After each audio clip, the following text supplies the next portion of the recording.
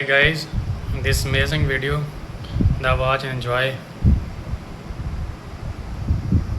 जब से मैं छोटी थी मेरी बड़ी दीदी हमेशा मेरी रक्षा करती थी। जिस दिन दीदी की शादी हुई मैं फूट फूट कर रो पड़ी क्योंकि शादी के बाद वो मुझसे अलग हो जाती। दीदी के साथ ही रहने के लिए मैंने एक बड़ा फैसला लिया। मुझे पता चला कि दीदी के पति का एक छोटा भाई है, तो मैं जानबूझकर उसके सामने गई ताकि वो मेरी तरफ ध्यान दे। मैंने उस लड़के की कार के सामने खुद को ऐसे गिरा दिया जैसे उसने मुझे टक्कर मार दी हो और बोली कि अब उसे मेरी जिम्मेदारी लेनी होगी। शोर सुनकर दीदी तुरंत आ गई। लड़का जल्दी जल्दी समझाने लगा कि उसने मुझे नहीं मारा, लेकिन मैंने दर्द का नाटक करते हुए कहा कि मेरा पूरा शरीर दुख रहा है। दीदी के पति ने अपने भाई को आदेश दिया कि मुझे तुरंत अस्पताल ले जाए। मजबूरी में लड़के को मुझे उठाकर कार में बिठाना पड़ा। कार में उसने मुझसे पूछा कि मेरा असली मकसद क्या है। मैंने सीधे बोल दिया कि मैं उसकी पत्नी बनना चाहती हूँ। मेरी बात सुनकर वो तुरंत चौंक गया। जब उसने मना करने की कोशिश की तो मैंने उसकी तरफ मासूम सी नजरों से देखा। वो मेरी क्यूटनेस देखकर मना नहीं कर सका और शादी के लिए मान गया। शादी का सर्टिफिकेट मिलते ही मैं खुशी से पागल हो रही थी। अब मैं फिर से दीदी के साथ रह सकती थी। उस वक्त मेरा पति मुझे अपने घर ले जाना चाहता था, लेकिन मैंने उसका हाथ पकड़कर उसे दीदी के घर ले आई। उसे अपने बड़े भाई के घर में रहना अजीब लग रहा था। वो मुझे ले जाना चाहता था, पर मैंने साफ बोल दिया कि मैं बस दीदी के साथ ही रहूंगी, नहीं तो मैं उससे अलग कमरे में सोऊंगी। मजबूरन उसे मानना पड़ा। रात में मैं दीदी से चिपक कर सो गई और मेरा पति सिर पकड़ कर पछता रहा था। शादी के बाद मुझे कोई काम नहीं करना पड़ता था। मेरा पति मुझे रोज $2 मिलियन